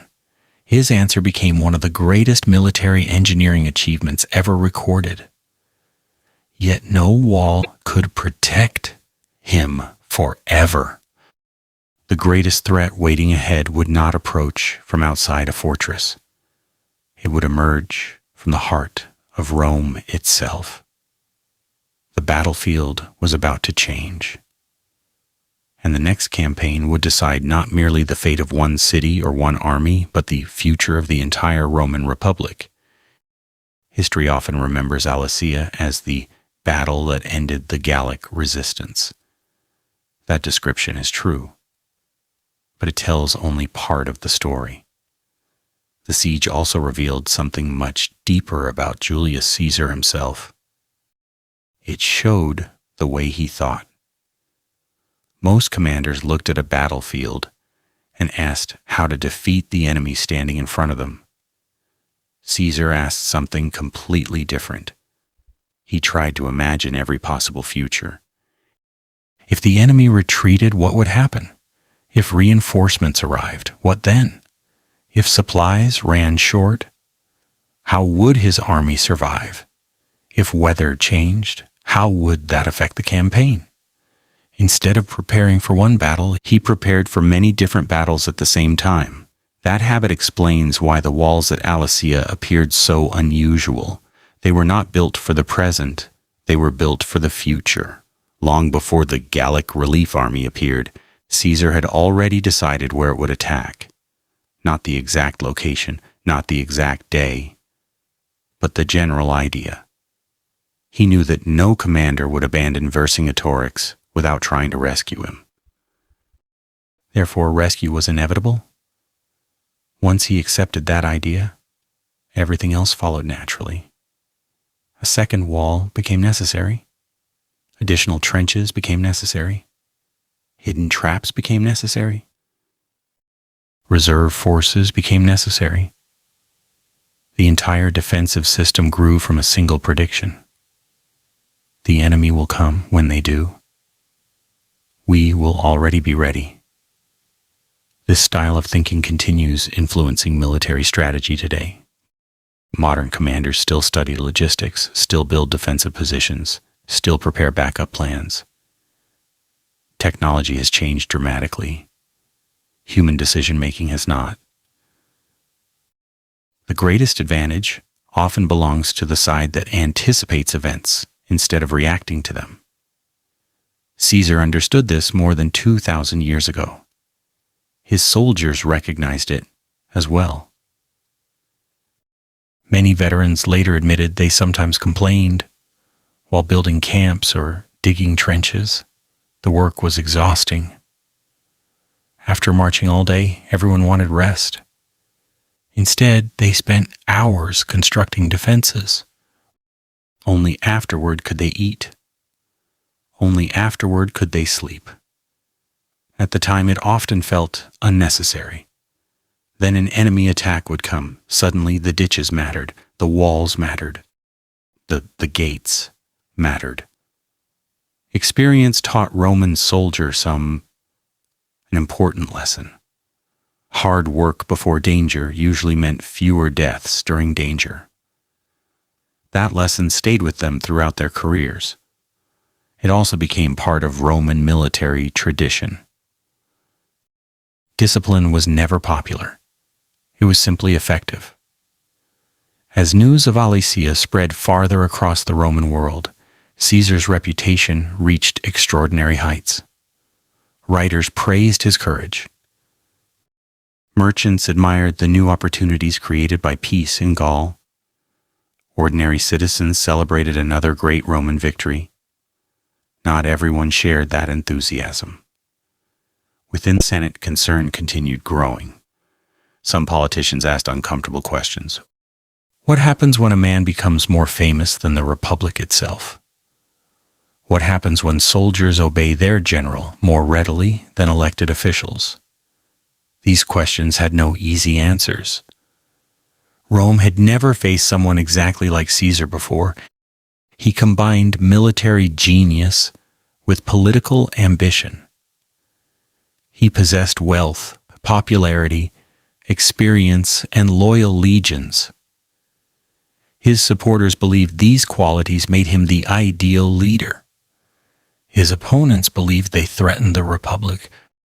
Both sides felt certain they were protecting Rome.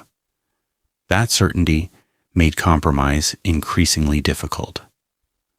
Ironically, while politicians argued in marble halls hundreds of kilometers away, the Roman soldiers who had actually won the victories cared about much simpler things. They wanted land. They wanted security. They wanted recognition for years of sacrifice. Many had left home as young men. Some had not seen their families in nearly a decade. They trusted Caesar because he had shared those hardships. He marched beside them. He inspected fortifications personally. He visited dangerous sections during battles. He rewarded bravery. Those actions created loyalty impossible to manufacture through speeches alone. Leadership earned under hardship often lasts much longer than authority granted by law. That reality would soon reshape Roman history. Looking back today, historians continue debating exactly how many soldiers fought at Alesia. Ancient sources often reported enormous numbers. Modern researchers generally believe those figures were exaggerated. Ancient writers frequently increased enemy numbers to emphasize the scale of victory. Even after reducing those estimates, however, the siege remains astonishing. The engineering effort alone required incredible organization. The amount of timber, the length of the fortifications, the coordination needed to complete construction while maintaining security, all point toward one conclusion. The Roman army functioned with remarkable efficiency. Archaeological discoveries continue supporting this conclusion. Excavations have uncovered defensive ditches matching Caesar's descriptions. Weapons found across the battlefield illustrate the intensity of fighting. Roman and Gallic artifacts appear exactly where historians would expect them. Each discovery adds another piece to the puzzle. Although some details remain debated, the overall picture grows clearer with every excavation. Alesia was real. The double walls were real. The extraordinary engineering achievement was real. Perhaps that explains why people continue asking the same questions centuries later. Why would Caesar build a wall facing the wrong direction? Because it wasn't facing the wrong direction at all, it was facing the enemy that had not yet arrived. That single idea transformed what appeared to be a mistake into one of the greatest examples of strategic planning in military history. Sometimes the most brilliant decisions look foolish until the moment they become necessary. Caesar understood that. His enemies discovered it too late. But even after conquering Gaul, Caesar's story was far from over. The battles that made him famous would soon be overshadowed by decisions that changed the fate of Rome forever. And unlike Alesia, no wall would be strong enough to stop what came next. By the time the siege of Alesia was over, Julius Caesar had achieved something that few Roman commanders had ever imagined possible. He had conquered nearly all of Gaul. He had defeated tribes that had resisted Rome for generations. He had overcome a united alliance led by one of the most capable leaders the Celtic world had ever produced. And he had done it through a combination of discipline, engineering, patience, and strategic vision. The famous double walls became the symbol of that achievement. Yet history often reduces remarkable events to simple phrases. People say, Caesar built a wall the wrong way. It sounds mysterious. It sounds almost humorous. But when we examine the facts, the mystery disappears. The wall was never built incorrectly. It was built for a problem that most commanders would not have anticipated. That difference explains why Caesar remains one of history's greatest military minds. He understood that warfare was not only about defeating the enemy standing before him. It was about anticipating the enemy who had not yet arrived. That principle shaped nearly every campaign he fought. When crossing rivers, he planned for enemy resistance before it appeared. When marching through hostile territory, he secured supply routes. Before shortages developed, when establishing camps, he fortified them before attacks began. Preparation came first. Reaction came second. This order mattered enormously. Many defeats throughout history occurred because commanders waited too long. They recognized danger only after it had become unavoidable. Caesar preferred recognizing danger while it still existed only as a possibility. That philosophy reached its highest expression at Alesia. Standing before the hilltop fortress, he realized that one siege could become two battles. Instead of hoping that reinforcements would never come, he assumed they would. Instead of gambling on good fortune, he built defenses. Instead of trusting chance, he trusted preparation. This approach required tremendous confidence. Building a second wall demanded thousands of additional hours of labor. It required more timber, more tools, more manpower, more food for exhausted workers. If no relief army appeared, critics could have argued that the effort had been unnecessary. Caesar accepted that risk. He preferred unnecessary preparation over unnecessary casualties. When the relief force finally arrived, every Roman soldier understood why those exhausting days of construction had mattered. The walls did exactly what they had been designed to do. They transformed the battlefield. Rather than allowing the Gallic army to attack vulnerable Roman camps, they forced it to assault carefully prepared fortifications.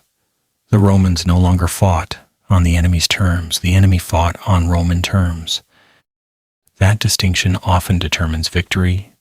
Control the battlefield, control the tempo, control the choices available to the opponent. Caesar achieved all three.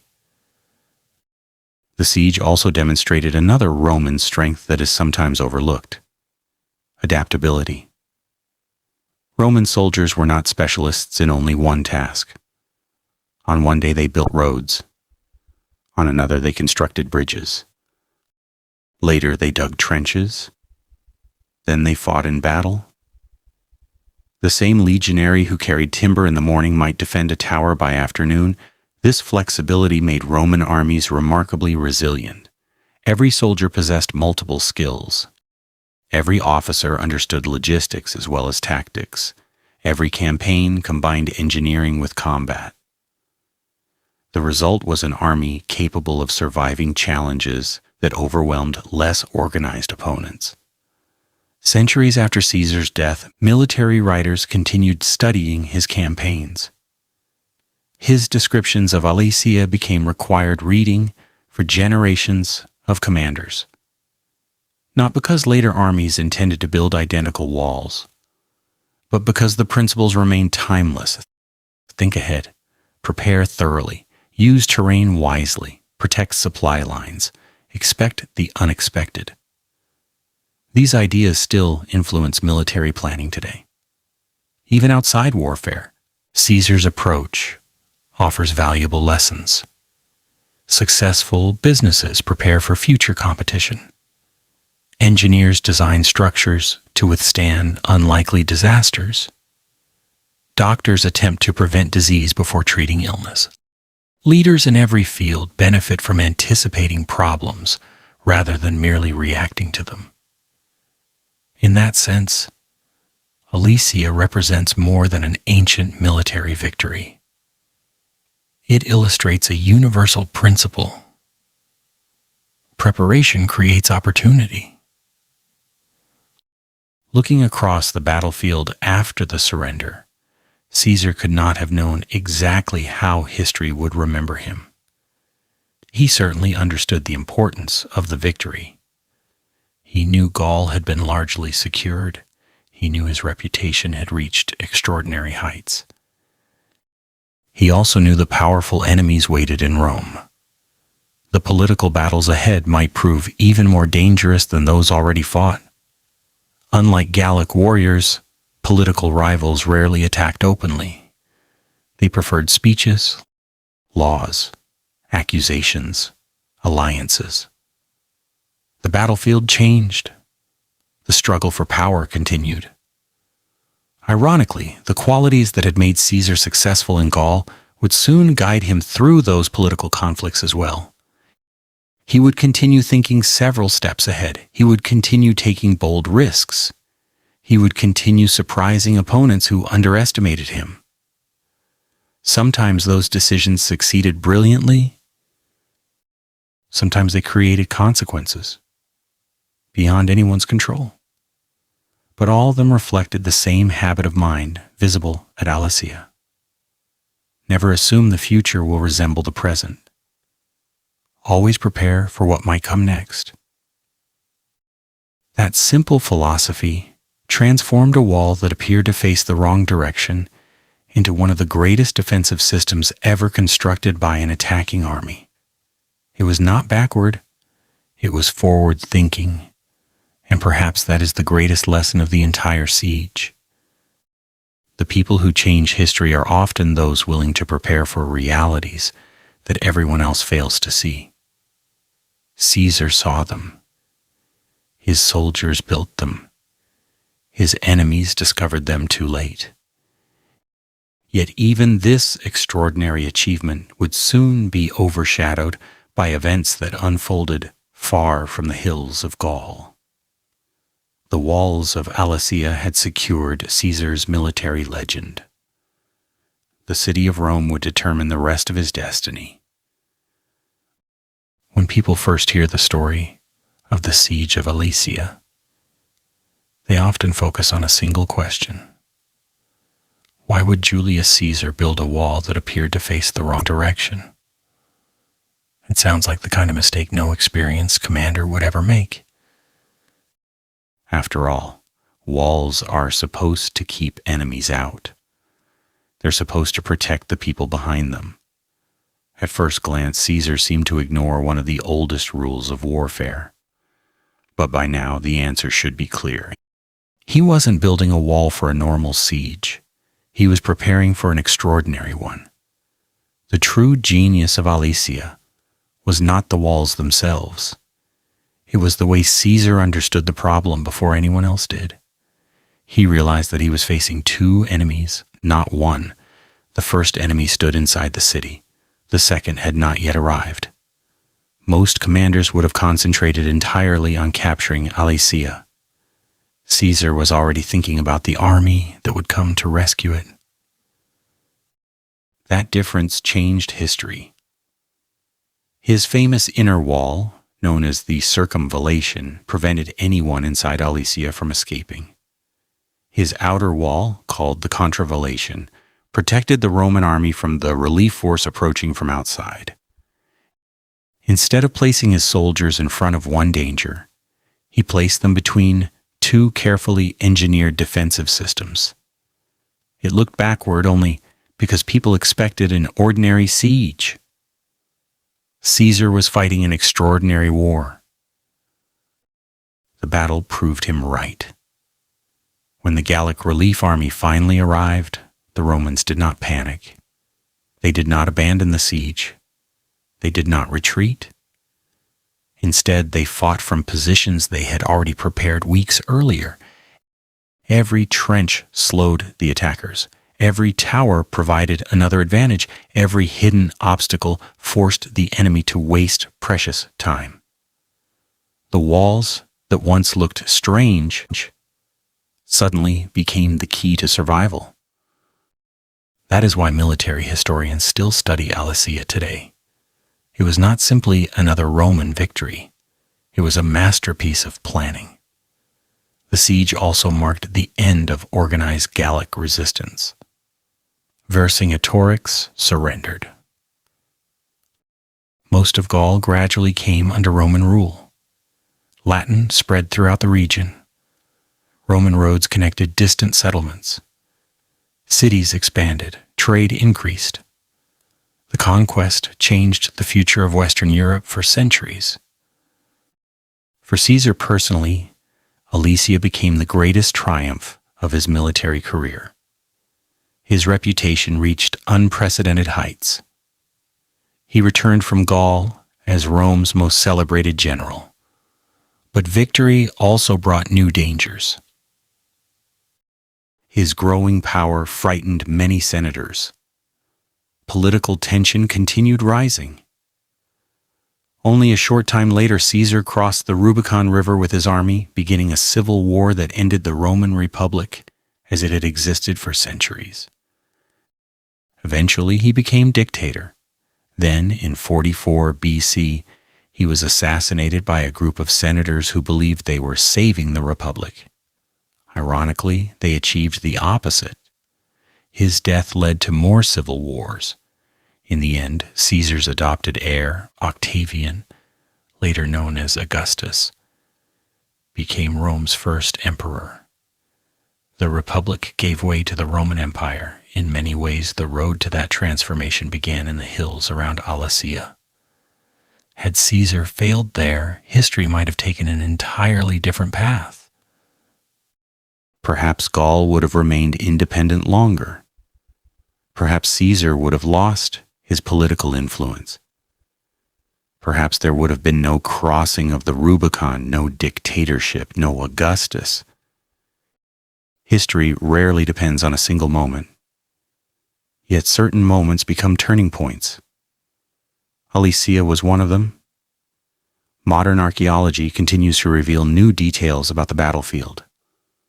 Excavations have uncovered Roman trenches, defensive ditches, weapons, and coins that match ancient descriptions with remarkable accuracy. These discoveries remind us that Alesia is not merely a legend. It was a real place where thousands of real people struggled, fought, suffered, and died.